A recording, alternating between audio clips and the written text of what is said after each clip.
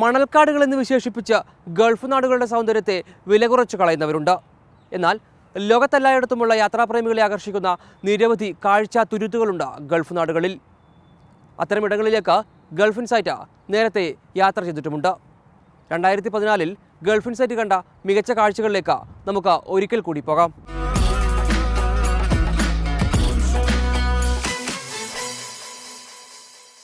യുദ്ധത്തിൻ്റെ മുറിവുണങ്ങാത്ത ഒരു പ്രദേശമുണ്ട് കുവൈറ്റിൽ, ഫൈലക്ക ദ്വീപ്. സദ്ദാം ഹുസൈൻ്റെ പട്ടാളം പൂർണ്ണമായും തകർത്തു കളഞ്ഞ ഈ ദ്വീപ് ഇന്ന് പഴയ പ്രൗഢിയിലേക്ക് തിരിച്ചു വരാൻ ഒരുങ്ങുകയാണ്. കുവൈറ്റ് സിറ്റിയിൽ നിന്ന് 20 കിലോമീറ്റർ അകലെയാണ് ഫൈലക്ക ദ്വീപ്. ദ്വീപിലേക്ക് എല്ലാ ദിവസവും രാവിലെ ബോട്ട് സർവീസുണ്ട്. അറബികളും വിദേശ തൊഴിലാളികളും വിനോദസഞ്ചാരികളും ഉൾപ്പെടെ 100ഓളം ആളുകൾ ഈ ബോട്ടിലെ നിത്യയാത്രക്കാരാണ്.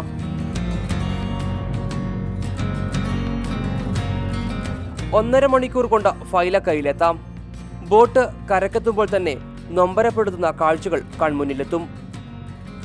തകർന്നടിഞ്ഞ കെട്ടിടങ്ങൾ, ഉപേക്ഷിക്കപ്പെട്ട വാഹനങ്ങൾ, വിജനമായ റോഡുകൾ. പേർഷ്യൻ ഒരു ഭൂമിക സൃഷ്ടിക്കാനുള്ള ശ്രമങ്ങൾക്ക് കുവൈറ്റ് ഭരണകൂടം തുടക്കം കുറിച്ചിട്ടുണ്ട്. ഫൈലക്ക ദ്വീപിൽ ഹെറിറ്റേജ് വില്ലേജും മ്യൂസിയവും ഉടൻ യാഥാർത്ഥ്യമാകും. സർക്കാരിൻ്റെ വിവിധ ഏജൻസികൾ ഇവിടെ നിർമ്മാണ പ്രവർത്തനങ്ങൾ നടത്തിവരികയാണ്. ഫൈലക്ക കുവൈറ്റിന് 20 കിലോമീറ്റർ അകലുള്ള ഒരു ഐലൻഡാണ്.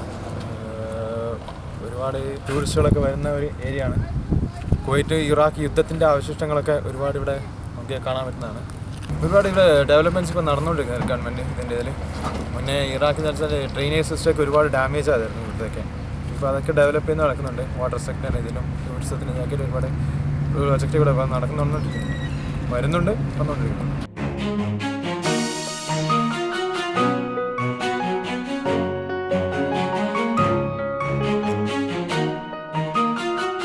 വിനോദസഞ്ചാരികളെ ആകർഷിക്കാനായി ഈ അടുത്ത കാലത്ത് മനോഹരമായ ഒരു ഫാം ഹൗസ് ഒരുക്കിയിട്ടുണ്ട്. മിസൈലുകൾ ചീറിപ്പാഞ്ഞ ഫൈലാക്കയുടെ ആകാശത്ത് ഇപ്പോൾ വെള്ളരിപ്രാവുകൾ പറന്നു നടക്കുന്നു.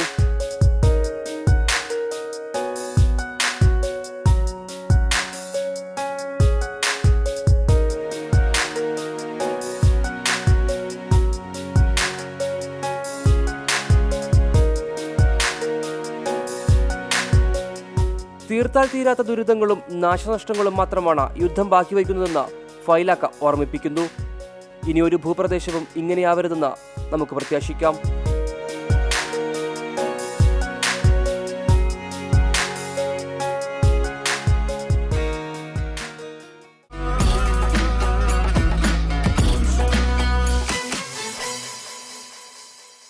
ഒരു സൗഹൃദത്തിൻ്റെ കഥയാണ് ഇനി. സാഹസികമായ സൗഹൃദം എന്ന് പറയാം. റാസൽ ഖൈമ സ്വദേശി ജാസിം അലി സാലിമാണ് കഥാനായകൻ. സിംഹവും പുലിയും കടുവയുമൊക്കെയാണ് ജാസിം അലിയുടെ കൂട്ടുകാർ.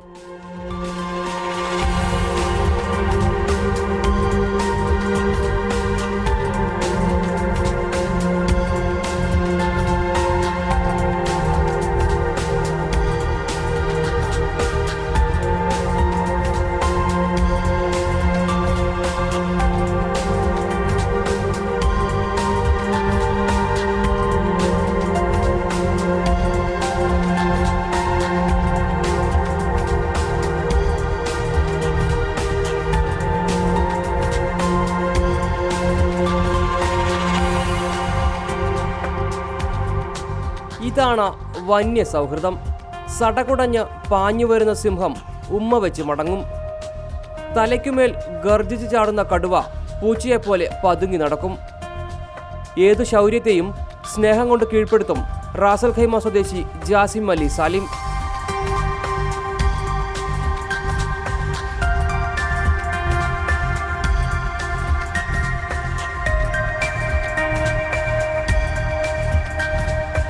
സിംഹം, കടുവ, പുലി അങ്ങനെ വന്യമൃഗങ്ങൾ നിരവധിയുണ്ട് ജാസിമിൻ്റെ മൃഗശാലയിൽ.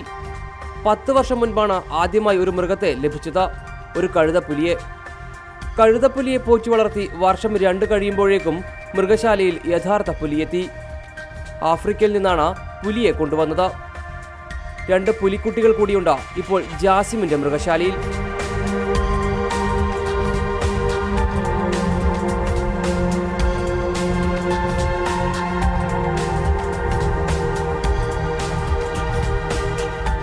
രാവിലെയും വൈകിട്ടും ജാസിം തൻ്റെ ഉറ്റ സുഹൃത്തുക്കൾക്കൊപ്പം ഏറെ നേരം ചിലവഴിക്കും. കാട്ടിലെ രാജാവായ സിംഹത്തിൻ്റെ ഒപ്പമുള്ള മൽപ്പിടുത്തമാണ് ആദ്യം. കൂടിൻ്റെ ഇങ്ങേ തലയ്ക്കിൽ നിന്ന് ജാസിം ലിയോ എന്ന ഉറക്ക വിളിക്കും. ലിയോ എന്ന ഓമന പേര് കേട്ടാൽ സിംഹം ഓടിയെത്തും. സടകുടഞ്ഞ് പാഞ്ഞു വരുന്ന സിംഹത്തെ കണ്ടാൽ കാഴ്ചക്കാർ നന്നായൊന്ന് ഭയക്കും. രണ്ടു സുഹൃത്തുക്കളുടെ സ്നേഹത്തോടെയുള്ള കലപിലയാണ് പിന്നെ.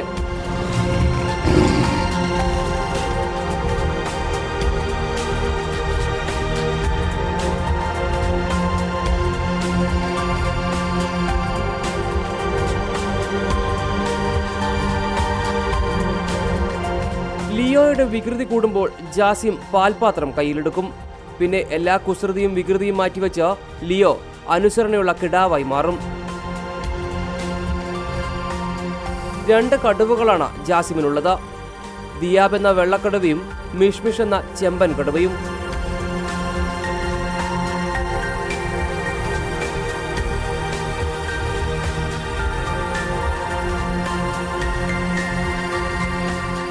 തൻ്റെ ജീവിതത്തിലെ സമ്പാദ്യത്തിൻ്റെ വലിയൊരു ഭാഗവും ജാസിം മൃഗങ്ങൾക്ക് വേണ്ടി ചിലവഴിച്ചു കഴിഞ്ഞു. കൂടുതൽ വന്യമൃഗങ്ങളെ ഉൾപ്പെടുത്തി തൻ്റെ മൃഗശാല വിപുലീകരിക്കാനുള്ള ശ്രമത്തിലാണ് ജാസിം. എത്ര ആക്രമകാരിയായ മൃഗത്തെയും സ്നേഹം കൊണ്ട് കീഴ്പ്പെടുത്താൻ സാധിക്കുമെന്ന് ജാസിം അനുഭവത്തിലൂടെ തെളിയിക്കുന്നു. I started before 15 years ago. Start with 1 animal, and now I have 40 kind for animals. I love too much this animals, and my all time there's in the park. ജാസിമിന്റെ സുഹൃത്ത് മയാസയാണ് വന്യമൃഗങ്ങളെ വളർത്തുന്നതിനുള്ള നിയമപരമായ കാര്യങ്ങൾ നോക്കുന്നത്. ജാസിമിനൊപ്പം മയാസയും മുഴുവൻ സമയവും മൃഗശാലയിലുണ്ടാകും. Start by dogs, and after that he bite a hyenas, and he grow his hobbies by the lions and tigers and crocodile and many animals here in the park. He do his own places and own park. I really, it's mean if anybody come here, they will see a different thing. Our park, inshallah, it will be the second bigger park in the UAE. 5 വർഷം മുൻപ് ഒരു സിംഹം ജാസിമിനെ ആക്രമിച്ചിരുന്നു. ഈ സംഭവത്തിനു ശേഷം മയാസയ്ക്ക് സിംഹത്തെ നേരിയ ഭയമാണ്. എങ്കിലും ഏതു മൃഗത്തെയും സ്നേഹിച്ച് കീഴ്പ്പെടുത്താമെന്ന ജാസിമിന്റെ ആത്മവിശ്വാസം കാണുമ്പോൾ മയാസ ധൈര്യമുള്ള മൃഗസ്നേഹിയാകും. One day he is go inside and play with the small lion. This lion he's grow with him, and that lion surprise he's go up him and bite him in his back. And there is other lion also inside the cage with him, and the other lion see this lion. I mean he want to bite Jasim also with his other friend. I mean the other lion, and that's one.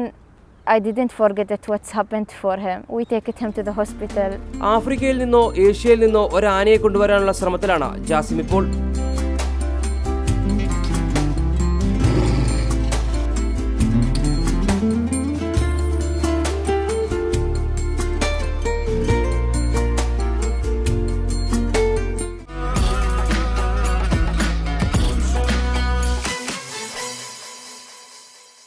Ras al ഖൈമയിലെ ജസീറത്ത് അൽ ഹംറയിൽ ഒരു രാത്രി താമസിക്കാനോ ഒന്നിവിടം സന്ദർശിക്കാനോ ആർക്കും ധൈര്യമില്ല.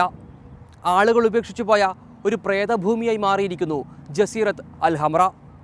ആരും ഇങ്ങോട്ടേക്ക് വരുന്നില്ലെങ്കിലും ചരിത്രത്തിൽ നിന്ന് ചിലതെല്ലാം കാത്തുവയ്ക്കുന്നുണ്ട് ജസീറത്ത് അൽ ഹംറ. ജസീറത്ത് അൽ ഹംറ, ആളുകൾ ഉപേക്ഷിച്ചു പോയ ഒരു പ്രേത നഗരം.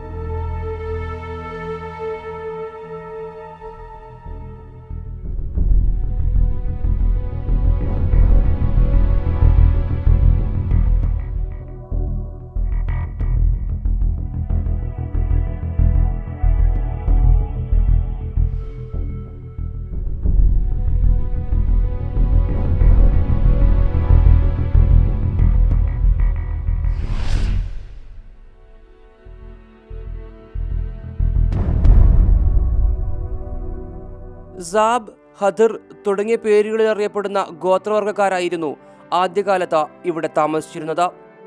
വറുതിയുടെ മണൽപ്പരപ്പിൽ മീൻ പിടിച്ചും മുത്തുവാരിയും അവർ പട്ടിണി മാറ്റി. പൗരാണിക കാലത്തെ വാസ്തുശില്പചാരുത എങ്ങനെയെന്ന് വിവരിക്കും ഈ കെട്ടിടങ്ങൾ. പവിഴപ്പുറ്റുകളും കടലിലെ പാറക്കല്ലുകളും ഉപയോഗിച്ചാണ് ചുമരുകൾ നിർമ്മിച്ചിരിക്കുന്നത്. ഈന്തപ്പനയുടെ ഓല ഉപയോഗിച്ച മേൽക്കൂര. ഉപ്പുരസമുള്ള കാറ്റിന് തകർക്കാൻ കഴിയില്ല ഈ കെട്ടിടങ്ങളെ. 14-ാം നൂറ്റാണ്ട് മുതലാണ് ജസീറത്തുൽ ഹംറ ഒരു ജനവാസ മേഖലയായി മാറുന്നത്. 1930-ലെ സാമ്പത്തിക മാന്ദ്യം ജസീറത്തുൽ ഹംറയുടെ തകർച്ചയ്ക്ക് വഴിവെച്ചു.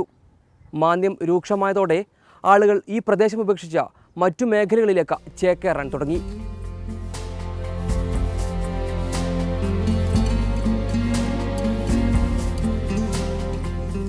പതിനാലാം നൂറ്റാണ്ട് മുതൽ ആളുകൾ റാസൽ ഖൈമയിലെ ഈ തീരദേശ ഗ്രാമത്തിലേക്ക് ചേക്കേറാൻ തുടങ്ങി.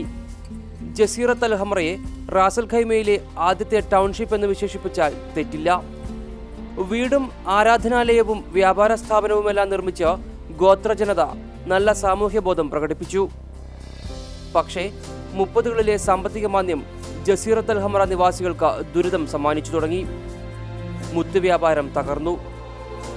ആളുകൾ നല്ല ജോലി തേടി മറ്റു മേഖലകളിലേക്ക് ചേക്കേറാൻ തുടങ്ങി. 60കളുടെ അവസാനമാകുമ്പോഴേക്കും തീർത്തും ആളൊഴിഞ്ഞ മേഖലയായി ജസീറത്തുൽ ഹംറ മാറി. പക്ഷേ ഏത് വികസന കുതിപ്പിലും ചരിത്രത്തിന്റെ ശേഷിപ്പുകളെ നല്ല രീതിയിൽ കാത്തുവയ്ക്കുന്നുണ്ട് റാസൽ ഖൈമ ഭരണകൂടം. വീടുകൾ അതുപോലെ സൂക്ഷിച്ചിരിക്കുന്നു. ഗോത്രവർഗ്ഗക്കാർ മീൻ പിടിക്കാൻ ഉപയോഗിച്ചിരുന്ന വലയും വള്ളവും മറ്റു സാമഗ്രികളും പുതുതലമുറയ്ക്ക് കാണാനായി സംരക്ഷിച്ചിരിക്കുന്നു. ജസീറത്തുൽ ഹംറയ്ക്കകത്തുള്ള റാസൽ ഖൈമയിലെ ആദ്യ പള്ളിയും കേടുകൂടാതെ സംരക്ഷിക്കുന്നുണ്ട്.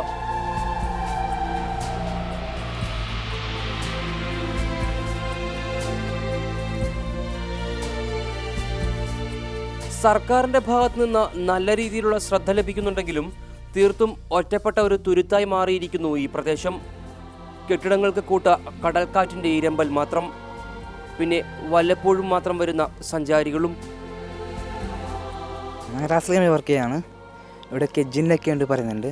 ഇവിടെ മുമ്പ് പല ആൾക്കാർ താമസിച്ചിട്ടുണ്ടായിരുന്നു. ഇപ്പം ആരും താമസിക്കുന്നില്ല. പിന്നെ മുമ്പ് അറബികളുണ്ടായിരുന്നു. ഇപ്പം ആരും കൂടുതൽ ആൾക്കാർ വന്നാൽ പെട്ടെന്ന് നോക്കി പോകണം. ഇവിടെ കൂടുതൽ നിൽക്കാൻ പറ്റുന്നില്ല. ഇത് ഒക്കെ മ്യൂസിയമായിട്ട് മാറി. ഇന്ന് പേടിപ്പെടുത്തുന്ന ഒരുപാട് കഥകളുടെ കൊട്ടാരമാണ് ജസീറത്തുൽ ഹംറ. പൊളിഞ്ഞു വീഴാറായ കെട്ടിടങ്ങളിൽ ജിന്നുകളും പ്രേതങ്ങളും താമസിക്കുന്നുണ്ട് എന്ന പ്രദേശവാസികൾ വിശ്വസിക്കുന്നു. ഇവിടം സന്ദർശിച്ചു മടങ്ങുന്നവർക്ക് അപകടമുണ്ടാകുമെന്ന നാട്ടുകാരുടെ അടക്കം പറച്ചിൽ. ബാങ്ക് വിളിയുടെ സമയത്ത് ജസീറത്തുൽ ഹംറയിലെ കിണർവെള്ളം മുകളിലേക്ക് കുതിച്ചു ചാടുമെന്ന മറ്റൊരു കഥ. കഥകൾ കേട്ട് ജനം പേടിച്ചതോടെ ഇത് ശരിക്കും പ്രേതഭൂമിയായി മാറി. പകൽ വെളിച്ചത്തിൽ ഇവിടെ ഒരു 10 മിനിറ്റ് ചിലവഴിക്കാനോ ഒരു രാത്രി ഇവിടെ തങ്ങാനോ ആർക്കും ധൈര്യമില്ല. എൻ്റെ ഫ്രണ്ട് അറബി വീട്ടിൽ வேலை பார்க்குது. அப்போது என்னோடய ஃப்ரெண்டு பறஞ்சு நான் 1 வீக்கு பிஃபோர் நான் என்னோடய அரபி கூட்டுக்காரங்களோட நான் இவ்வளோ ஒரு ஸ்தலம் உண்டு, ஒரு ஜின்னு ஸ்தலம் உண்டு, இடம் உண்டு அப்படின்னு பறஞ்சு. அப்போது நாங்கள் 2 பேரும் ஒன்றிச்சு சேர்ந்து நாங்கள் போய் பார்த்து அது பார்க்கும்போது ஒரு ஃபீலிங், ஓல்டு ஃபீலிங் வந்து அது போல் இருந்து. அதனால் என்கிட்ட அந்த கூட்டுக்காரர் என் ஃப்ரெண்டு பறஞ்சு நீ போய் காணுன்னு பண்ணிட்டு ஈவினிங் 6 o'clock அப்புறம் ஒரு கிணறு போல் உண்டு. அந்த கிணத்துலேருந்து வெள்ளம் கொதி வரும், வெள்ளம் சூடு போல் கொதிக்கும் அப்படின்னு பறஞ்சு. அப்போது கள்ளமா பொய்யா அப்படின்னு அறியல. அதனால் നോക്കறதுக்காண்டி കൂട്ടുകാരൻ.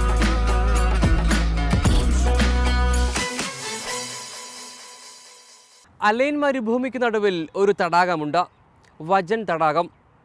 നീണ്ടുകിടക്കുന്ന മരുഭൂമിക്ക് കുളിര് പകരുന്നത് ഈ തടാകമാണ്. ഇന്ന് ഒരു ആവാസ വ്യവസ്ഥയായി രൂപപ്പെട്ടിരിക്കുന്നു വജൻ തടാകം.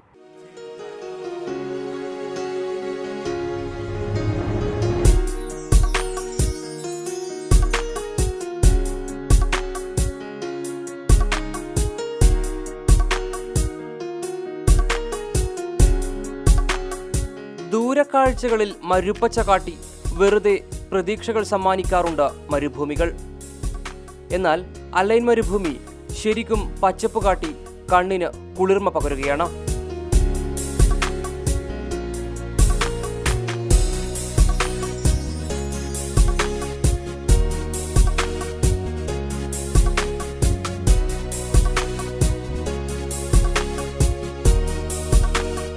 വജൻ റോഡിന് സമീപത്തെ മരുഭൂമിക്ക് നടുവിലുള്ള ഒരു വിസ്മയ തടാകമാണ് ഇത്.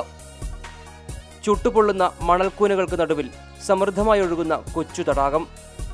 വെള്ളത്തിന് നല്ല തണുപ്പ്.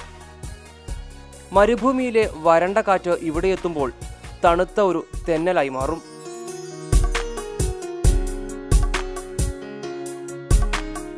വലിയൊരു ആവാസ വ്യവസ്ഥ രൂപപ്പെട്ടിരിക്കുന്നു ഈ തടാകത്തിനു ചുറ്റും. തടാകക്കരയിൽ വിവിധതരം ചെടികൾ.